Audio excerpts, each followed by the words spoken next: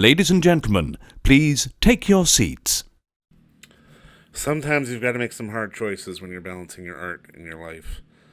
And if you're within the sound of my voice, that must mean you're in the seats with, once more, as always, my name is Dave Voigt, and I'm the host of this podcast where we sit down with a wide-ranging variety of industry professionals and pick their brain about current projects, state of the industry, influences, and so very much more in a light and conversational fashion. And if you like how we do things, well, you're listening to us right now, so I would suspect that you do.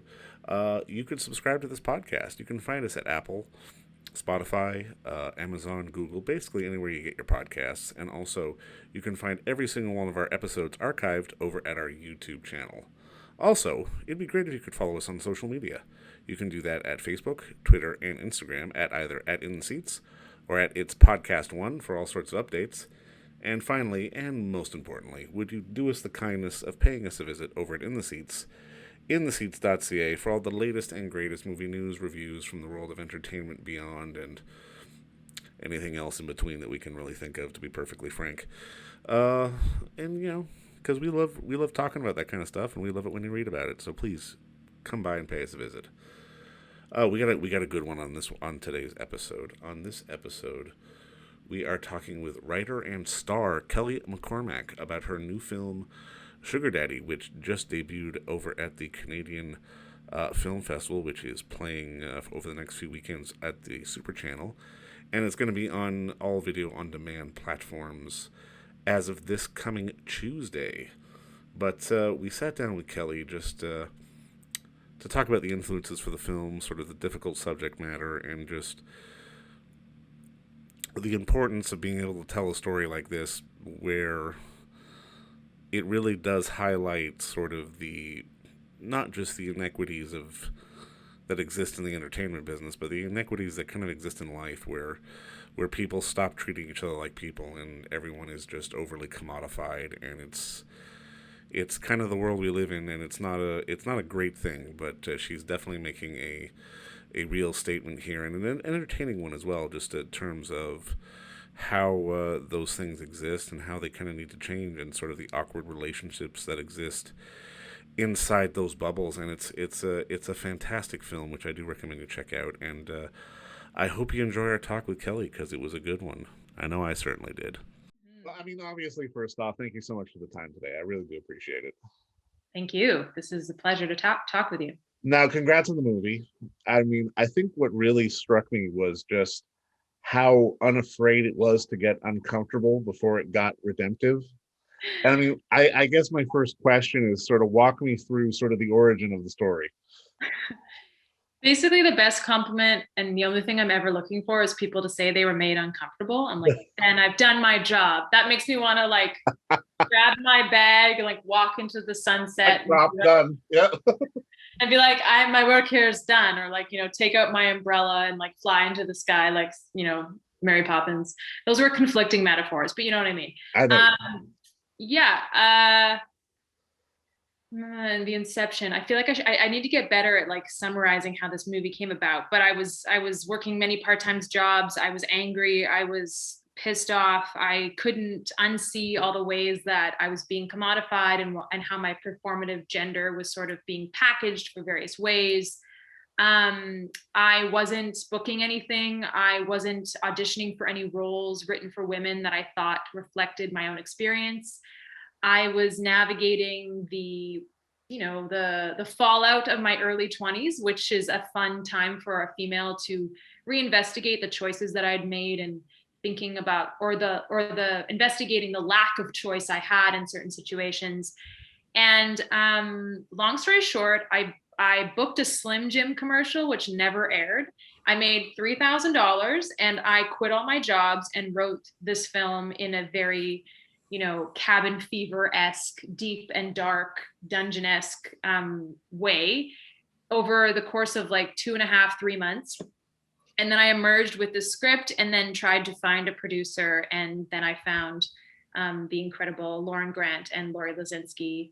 And then the film, started on its more official professional track. But leading up to that, there was a grimy 3 months of excavation and heat. and sweat. Well, that's where all great art is made, isn't it? In sort of right I, in the muck, you know? I don't want to lean into stereotypes, but yes, that's how it happened.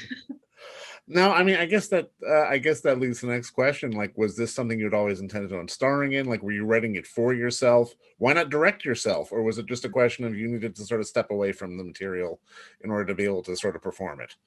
I always wanted to perform it. I affectionately call it my Rocky. It was the thing that I was going to use as an engine for myself. And my producers were incredibly supportive of that. I didn't intend to direct it. I wanted to bring on someone else who brought a different pedigree, a different vibe, a different ilk to the project. And that's what Wendy brought. And but the film was very much, in the end, sort of directed by a committee of women. There was not a single collaborator on this film who didn't really embody it and really take it on as their own. So the vision for the film was as much mine as it was Wendy's, as it was Lauren's, as it was Lori's, as it was all the other incredible key creatives in the film. We sort of, I'd like to use this film as a way to present and dismantle this idea that there is this like single visionary. It's a deeply collaborative process, and it was made by a committee of relentlessly talented and restless, angry, but also radiant women. Well, it does take a village to make films, and that is a fact, no matter what. Oh, exactly. It takes a village, and this one took like a raging feminist village on fire. A raging feminist village on fire. I hope, yeah, I'm going to save that for later. No, that's a good line for TV. Save that for TV. But I mean, something else I really enjoyed about this is just that it does speak to sort of the eternal like artist struggle of sort of the life versus commerce versus I need time to work on this versus no, I need to pay rent and eat. And I mean, this is a story that uh I mean, and not just from the feminist angle, but from like sort of the human angle. It doesn't get told enough because there are so many starving artists out there who are trying to sort of get themselves off the ground and do that. Was it important for you to sort of be able to champion that reality as well as sort of the feminist ideal of how women do get commodified, sort of not just in this business, but in life in general? 100%. I wanted all artists, male, female, or otherwise, or in between, or both, to relate to this. I called it like the prequel of the birth of an artist. It's not a rise to fame story. It's the year before the rise to self, that, you know, that weird and lonely year where you have no one else to interface with. You don't have an audience to tell you you're doing something good. You don't really have any architecture of the industry helping you out. It's quite literally you are alone seeking approval for yourself and saying yes to your decisions. And I have found that when I look at sort of my arc as an artist, the part that I'm most proud of are the times where I said yes to myself alone in my room when I had no reason to, because it's such a stupid idea becoming an artist, and it's like against all odds. It's such a dumb pipe dream that I'm so proud of the times where I chose to follow a muse, or I chose to follow an intention or an instinct or a sweaty, grimy idea for a film. And it really required no one else's approval besides my own. So I wanted this film to feel like a universal experience that artists can relate to, and also reflect the intimacy of the creative process rather than the spectatorship of the creative process. Because I find with music films, you often see, you know, these big stages where people are like, yeah, and the audience in the film is telling the audience watching the film that, oh, this is a great performance. But the creative process is so solitary, and it is so confusing and ephemeral and like transitory and colorful. And so we really wanted to find that imagination space and watch Darren pick up the threads of her personal life and sort of reweave them into her art and see what that looks like, with the words she chooses for her songs and the tensions and the tones and the keys and the chords and all of it. So I'm hoping that artists of any background, of any place in the world will see this and say like, yeah, I can relate to that grimy, sweaty existence. Well, and I mean, it's one of those things because, I mean, especially during sort of the entirety of the creative process, like you say, no matter what you're doing, there are these moments where you feel like a rudderless ship and you're not necessarily sure what's going to go on and how you're going to keep going and even just sort of functioning in general. But I mean, I think the real power of the film is not just how you guys show that, but also how, sort of from the feminist angle, men can make that experience 10 times worse. And I mean, and for me, like, as a person out there in the world, like, I knew men were terrible, but I never felt sort of the activeness of the terribleness, if that makes any kind Right. of sense. Yeah, sort of, you know, I have this joke myself where I say something like, file under all the shit that men don't have to deal with, you know, like file under there. I have this like filing cabinet that's like 20 stories high. Um, yes, I wanted to show the university versatilities of the artist experience, but also really undress and unpack and make plain all the various negotiations that women have to do on top of trying to make it as an artist, which is already an absolutely, as I said, mentioned, stupid and crazy thing to do. And to show that it's not the overt, it's not the overt expressions of oppression or power or patriarchy that are always the hardest to unpack. It could be the expectations from your roommate who, you know, sees you work every day and yet is weaving this alternate narrative that they expect for you to be something to them, as well as be this like be this, you know, organic artist. Every male character, it was important for me to not write them as like one-dimensional creepy villains, Mm. but unpack their own insecurities, their own fragility, their own motivations, and provide real texture to the ways in which they try and own Darren and possess Darren in different ways, which doesn't necessarily make them bad. It just makes them living in today's world where, you know, a lot of times these unconscious attempts to possess and own and to keep women are, as I said, unconscious to us. And also Darren, you know, Darren is also sexist in the film. She's sexist towards Amanda Bruegel's character, Nancy. Mm. And it's the various ways that patriarchy soaks and seeps into all of our commodified exchanges between genders. And you know, there was like a million cut scenes from the film, so we had so many more. But we just wanted a referendum on it, so hopefully, I'm glad it's still coming across in what there is in the film. Well, no, but I mean, it's one of those things where I think what you were just talking about really does come through with Darren and Colm's character, because it is such an awkward dynamic that it's not necessarily good, it's not necessarily bad, it just kind of is. And I'm kind of curious. Talk to me a Exactly. little bit about working with Colm, because I mean, he is such a sweetheart of a human being.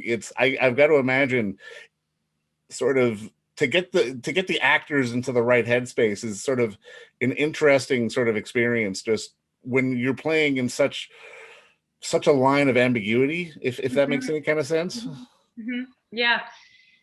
Oh man, I mean, Colin was an absolute dream. We sent him a very impassioned letter, wishing, hoping, scheming for his involvement. And he read the script and then came to a rehearsal with me, and we just talked for like 2.5 hours. Um, and what we needed in that character was someone who was an incredible actor and who had some cachet and could, you know, as you said, parse and splice and dice those more ambiguous moments. But we also needed a male ally, like someone who was excited to delve into terrain that was really Mm. politicized when we were making the film and is still very politicized. Um, I'm very addicted and fascinated and charged by uh, conscious and subconscious wants in characters, and the voids that people leave in us when they hurt us, when they leave us. So Darren has this absent father, and Gordon has this absent daughter, this daughter that he has no relationship with. And the two of them seek a fulfillment in each other that, you know, fills that void. So it's very friendly and very symbiotic, but it's also pseudo-sexual, which makes it confusing. And I wanted to capture those moments where you sort of connect with someone, but you kind of you don't really know why you're connecting with them, and therefore it's a little ill-fated. No, for sure. Yeah, and that was the ambiguity and working with someone with Colin Fior. Like, I could talk to him on set. We could, you know, say, oh, this moment needs this, or like what all the things we're saying to each other are really happening between the lines. And in order to do that, you have to have a world-class actor and someone who understands the subtext of the scene and what's really going on. And so it was such a great collaborative, transparent process with him. And he's just like, he just keeps getting better. Such a talented person. It's stupid. And I mean, the subtext of it all really, at least for me, is sort of just how we lose track of treating people like people. And I mean, and we're especially guilty of that in the entertainment industry. And I mean, I'm kind of curious, how do we evolve past that? Is it just a question of thinking more in terms of people and people, as opposed to like treating someone like a human being as opposed to a woman or something to possess or something to own? Yeah. I mean, like, you're tapping into conversations of art and self-worth, where, Yeah. and I think self-worth is, you know, how we identify, how we commodify ourselves, how we put ourselves out there, what that means, how many followers you have, how many, you know, what your social capital is. Like, these are all things that I think the average person deals with and navigates, but is even more like prescient in Hollywood, because quite literally you'll listen to people talk at festivals and they'll talk about casting and they'll be like, oh yeah, that actor doesn't mean anything in this territory. That actor doesn't mean anything here. We can't cast that actor because they don't mean anything.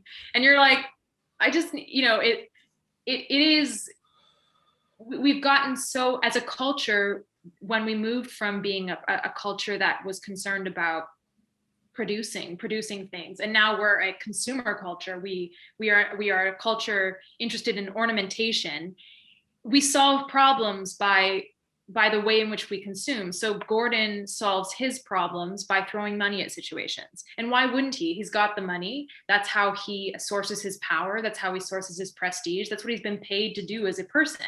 Darren sources power through her creativity and through her art. So it's tragic because, you know, they're not really treating people as people, but it comes from such a place of insecurity and fear. I mean, the question of how you move past that, I don't know. Make films, make art, make people watch films and art. I don't know. I have such a, like, I make art and I try and, you know, in some way meaningfully change the conversation or change the world or do my thing in my feminist corner. But, you know, as a person, I'm rather cynical. I'm just like, Then how do you define yourself? Because I mean, especially in this industry, there's always the label of, well, I'm an actor, I'm a this, I'm a that. But the people who tend to have a bit of staying power, who can make a bit of an impact, will have the ability to diversify, to write, to produce, to direct. How do you sort of look at yourself sort of existing in the business right now? Oh, great question. Great question. I identify, when I think, you know, the question of identifying is a, you know, huge topic, question, labels, all the various ways we can say, you know, you can source your power. The only one that feels really honest to me and makes me feel like I have my feet on the ground and that I'm tapping into something is, I'm an artist. That's it. Like, I just, you know, I get asked a lot, well, how, you know, are you a writer? Are you a director? Do you make films? Are you in theater? Or like, how do you wear so many different hats? And I just sort of shrug and say, the only thing that has felt real to me since I was 7 years old is I'm an artist. I do so many different types of art that it just feels weird to sort of separate them. And so I hope the career I can make for myself is to be as general as to say, I'm an artist who can adapt and is excited about various things. And, you know, I was talking yesterday about this project, how I want to move more into puppetry. and that's, you know, been a huge, like, interest in mine for my whole life. So I'm trying to make that happen. And, you know, my manager and agent are just like, uh-huh, okay. Yeah. So an artist, that's how I identify. If I wanted someone to summarize me, which I don't need people to, but if they did, I'd just be like, artist Kelly McCormack. That's it. Well, and when you're in the middle of it, you can't quantify it. You just have the urge to go out and do it. And I mean, I think that's the thing that so many people don't understand. Well, exactly. And once you put words to something, it becomes like a carcass in a way. And I know that sounds really horrific, but you know, I wrote this film because I was wrestling with, you know, elusive feelings that I didn't know how to put down, and I wanted to wrestle it to the ground. So I put words to it, and then it sort of like becomes this dead thing. And I'm like, okay, now the world is gets to see this. I know it sounds horrific, but like the world gets to see this thing that is made, but I've sort of already moved on to something else that is elusive to me that I want to put words to. I want to put art to. I want to paint. I want to make music to, or whatever. And the more, even though I fight to put words to something and fight to put words to what is monstrous or elusive or grotesque or something that feels ephemeral in a way, once you do, you're kind of like, all right, I did it, and now you want to move on. So I tried not to annotate the work I want to do or who I am or how I identify or how I label too much, because I find that the questions are what drives me, and the confusion and the chaos of not knowing is what drives me. If I feel too comfortable, if I feel too safe, then I stop making art. So I'm constantly in a state of restless, frenetic. Was there a moment sort of in your younger years when you could see something where, like a piece of work or anything, where that sort of that you could see that someone was putting words to something and sort of making a statement through art? Like, was there sort of an influential piece or moment in your life that you can think back to?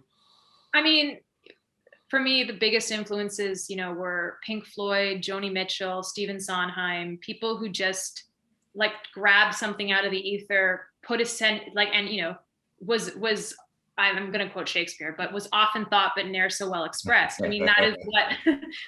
Sorry to just be a douche and, you know, be like, "Woo, I quote Shakespeare," but